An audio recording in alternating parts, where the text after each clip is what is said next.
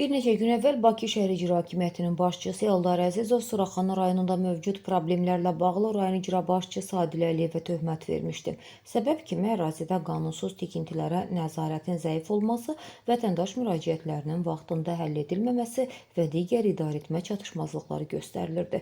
Lakin görünən odur ki, inzibati tədbir problemin kökünü həllinə gətirib çıxarmayıb. Bir xəbər media tribunası istinadən xəbər verir ki, Suraxanı rayonunda qanunsuz tikinti işləri davam edir. Bildirilir ki, tikinti işləri meşə zolaqlarında aparılır, ağaclar kəsilir, ərazidə qanunsuz şəkildə hasarlanma işləri görülür.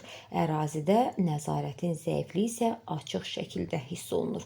Digər diqqət çəkən məqam isə tikinti işlərinin müvafiq icazələr olmadan aparılması ilə bağlıdır. Məlumata görə nə Dövlət Şəhərsalma və Arxitektura Komitəsindən, nə də Fövqəladə Hallar Nazirliyinin aidiyyatı qurumlarından rəsmi icazə alınmayıb. Bu halda sual yaranır. Suraxanı ərazisində bu tikintilərə hansı vəzifəli şəxs və hansı əsaslarla icazə verir? Məsələ ilə bağlı lazımi qurumların mövqeyini işıqlandırmağa hazırıq.